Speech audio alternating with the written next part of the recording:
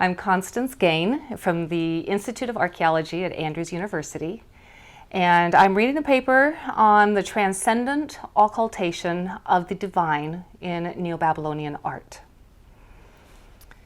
This paper investigates ways in which provenanced Neo-Babylonian iconographic depictions of composite beings, commonly referred to as mishvazen, reflect some aspects of Neo-Babylonian iconography. The paper is drawn from a larger study which, unlike previous scholarly treatments of such hybrids, focuses on all extant provenanced composite beings of a single period, that of the Neo-Babylonian culture, from about 1000 BC to just beyond the fall of the Babylonian Empire in the 6th century BC. Through comprehensive focus on a one-period corpus, an attempt has been made to establish a preliminary understanding of the ideological significance of this corpus to those who produced and viewed it. Previous works have exposed a number of key concepts applicable to composite beings in Neo-Babylonian iconography, which include the apkallu, genius, bull, lion, canine, winged quadruped, fish, bird, scorpion, and snake. Most basic is the function of such portrayals as metaphors for supernatural beings, with hybrid body parts representing various attributes. Also foundational is the principle that a symbolic depiction should be appropriate to its referent, in this case, a supernatural being, and the function of the object on which it is portrayed. The present paper will explore indication and implications of another significant concept, the occultation, that is, the process of movement to hiddenness of some divine personalities represented by their attribute composite creature. Composite creatures in a dynamic composite cosmic community. To the Mesopotamians, there was a mystique about natural creatures that had access to domains which humans could not penetrate, such as the watery Apsu. The mystery of natural animals was heightened by mixtures of species and hybrids, a number of which were believed to have originated in the primordial aquatic world, which was mysteriously remote in time and inaccessible in space. Neo-Babylonians continued such traditions, as evidenced by depictions of composite creatures included among Tiamat's monsters. Reference to natural and supernatural beings allocated by Marduk to the regions inside and on top of the sea, such as on the Babylonian map of the world. Representations of apkallu sages who were believed to reside in the Apsu, and the claim that the foundations of the Ishtar Gate, which displayed the snake dragon, reached down to the depths of the Apsu. So all of these are ways in which the Neo-Babylonians continued such traditions. So depictions of composite beings served many purposes, but what united them was the fact that they always evoked and therefore served as reminders of the superhuman portion of the cosmic continuum, which included both the natural and the supramundane spheres and contained a vast and variegated cosmic community. This community was inhabited by many kinds of beings and creatures, including gods, subdivine supernatural beings, including demons, monsters, and dragons, humans, and animals. This includes fish and birds. Some members of this community were readily accessible to the Babylonians, while others were more remote. A member of the community could change in terms of its relationships to others, even to the point of realigning with former enemy. Composite beings such as apkallu or the divine Lamashtu could be restricted or driven to another part of the cosmos by a stronger power. However, access to various cosmic domains was restricted only by one's relative capability, not by division of reality into radically different ontological dimensions. Politically motivated selection of composite creatures in iconography. Here we see political associations with some composite beings influenced by Neo-Babylonians in their choice of such beings to depict on particular objects. Like what was it that motivated them to put a particular object on on a particular iconographic object on an object. It could hardly be an accident that the snake dragon Mushushu is the most widely attested of the Neo-Babylonian hybrids. This is the attribute creature of Marduk, the city god of Babylon and national god of Babylonia, whose support provides legitimacy to the human monarch and his regime. Babylonian symbols of Marduk, also including his spade, dominate Neo-Babylonian iconography, supplanting motifs that were common in Neo-Assyria, such as the winged lion, the winged human-headed bovine that stands on all fours, which were totally absent in the extant Neo-Babylonian corpus. I suggest that such conspicuous omissions likely indicated that the Babylonians distanced themselves from their old enemies, the Neo-Assyrians, who frequently displayed the winged lion and winged human-headed bull, especially at the entrances to their palaces and temples.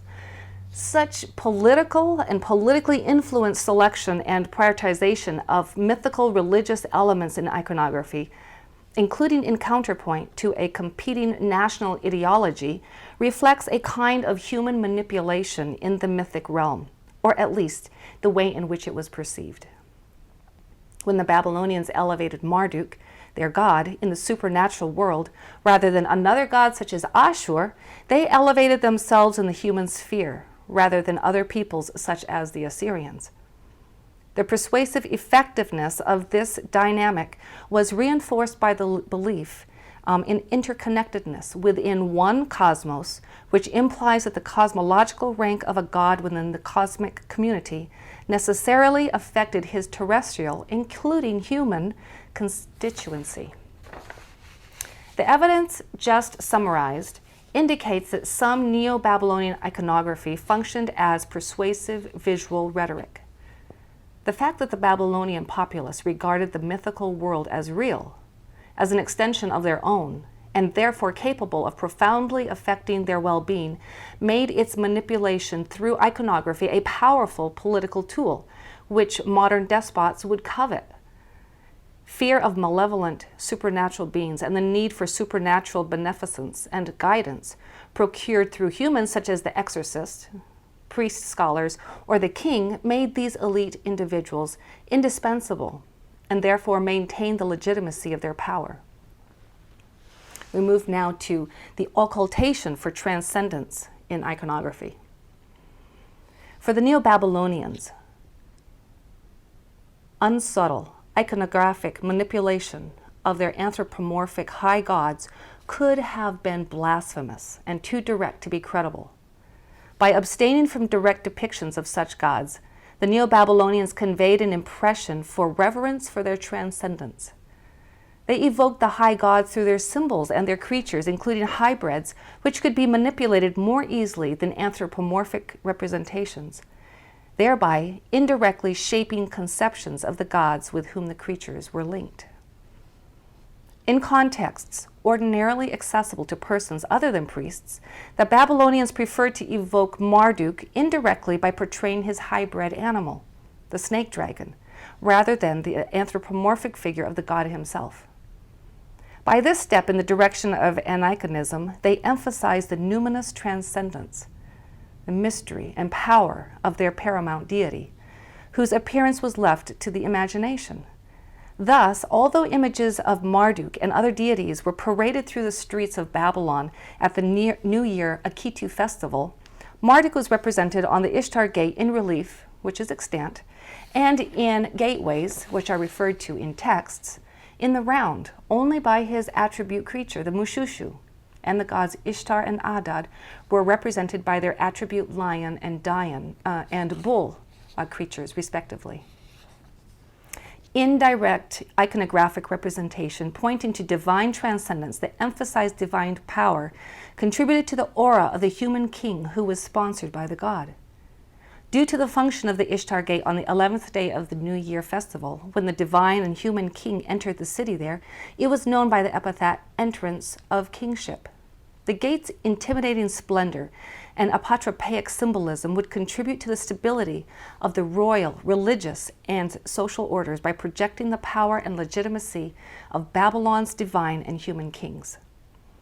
From the perspective of an outsider, such as a modern analyst, this scenario could be viewed as an expression of integrated faith or as sophisticated royal propaganda, serving as an instrument of social engineering. Artistic representations of gods through their attribute subdivine beings, especially at the Ishtar Gate and the processional way of Babylon, projected an aura of stability, with divine oversight safeguarding the nation and its status quo, especially for the monarch and the social and religious elite.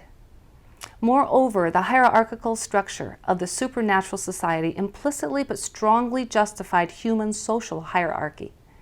The sense of transcendence that results from the simplicity of depiction, as seen on the Ishtar Gate, contributes to the underlying impression of security. The same phenomenon of divine transcendence, with avoidance of direct anthropomorphic representation, appears elsewhere in Neo-Babylonian iconography. The most popular scene found on Neo-Babylonian seals is the worshipper before emblems, in which the place of the divine presence is entirely occupied by symbols. The characteristics of elegant simplicity and presentation of gods as transcendent does not mean that the Neo-Babylonians viewed the supernatural community as less real than the earlier Mesopotamians perceived it, but rather they emphasized the reality beyond the depiction. By comparison with earlier iconography, Neo-Babylonian depictions of deities through their symbols and attribute animals, including hybrids, conveys a sense of occultation, a withdrawal of these beings to greater transcendence, which evokes a heightened sense of reverential awe. This development is most clearly evident in the context of worship scenes. In the Old Babylonian period, the worshipper was led to an anthropomorphic god by an intercessory deity. In the Kassite period, the person could directly approach the god.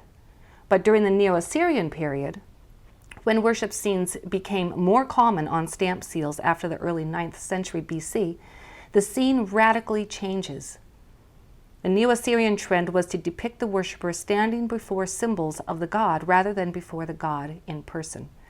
This created an impersonal atmosphere reflecting human inability to gain access to the supernatural realm.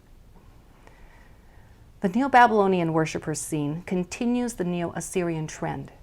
Thus, Marduk's spade symbol, rather than the image of Marduk himself, rides upon the back of his snake dragon, and the picture is further simplified by depiction of the spade without even the tassels, which are generally seen in the Neo-Assyrian.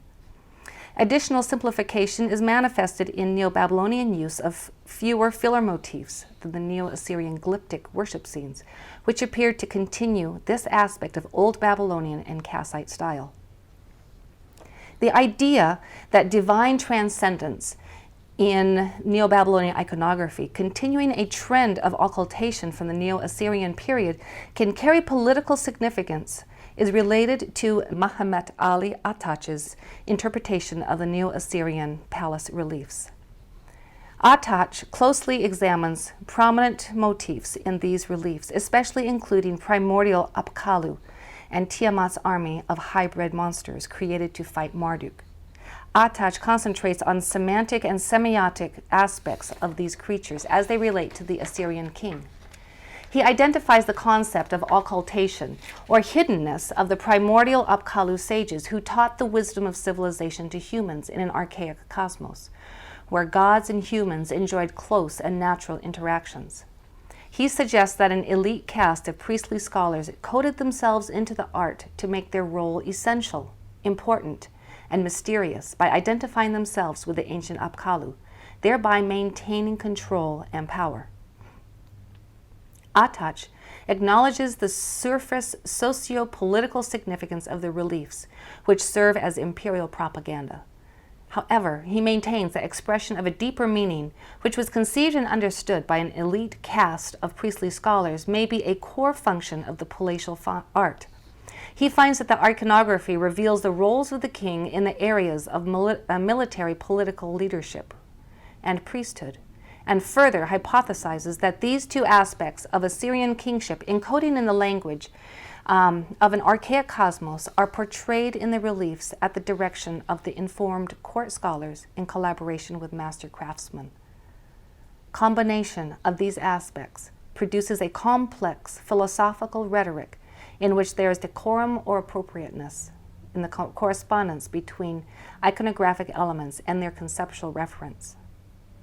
Neo-Babylonian palace reliefs, with the exception of the throne room facade of the southwest palace of Nebuchadnezzar II, have not survived, have not been found, or may never have existed, so as to provide a point of comparison. However, the mythological repertoire found on the Neo-Assyrian palace reliefs is found to varying degrees in Neo-Babylonian iconography, in which occultation of deities appears to highlight their transcendent power, which supports the Babylonian political establishment. Conclusion. The present research has explored some ways in which depictions of composite creatures in Neo-Babylonian iconography reflect ideology of the period.